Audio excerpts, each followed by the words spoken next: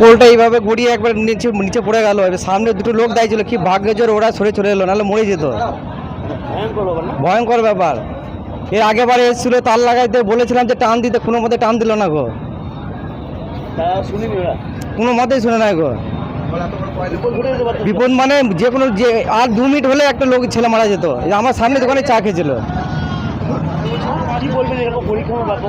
কি বলবো, এই তো দেখুক, বলেছি তো, এর আগেবারে বলেছিলাম টানের লেগে বলছে একটা টান দিতে, এত বড় কেবিল ঝুলছে একটা পোলের মধ্যে, পোলটা হেলে এর একবার এলো, এরকম হেলেছিল, বললাম যে টান মারতে, বললো পরে দেখছি আর এলোই না।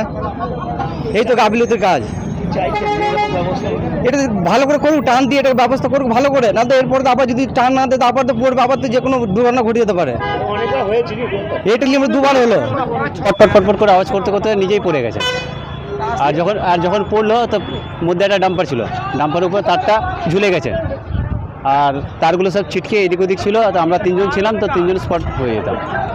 হ্যাঁ, হঠাৎ আগুন ছিটকাতে লাগলো, তার কেটে কেটে। আমরা ঘরে দাঁড়িয়ে চা খাচ্ছিলাম। হ্যাঁ, কোনো ভয় নেই